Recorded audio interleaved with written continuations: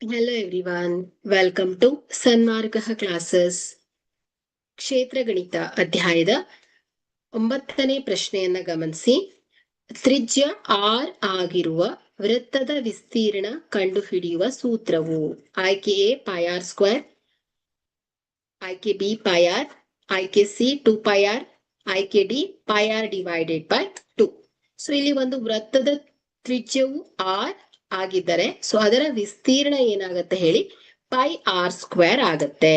So ಇಲ್ಲಿ pi ಅನ್ನೋದು ಒಂದು ಸ್ಥಿರಾಂಕವಾಗಿದೆ. ಸೊ ಇದರ ಮೌಲ್ಯ 3.14 ಅಥವಾ 22 ಡಿವೈಡೆಡ್ ಬೈ 7.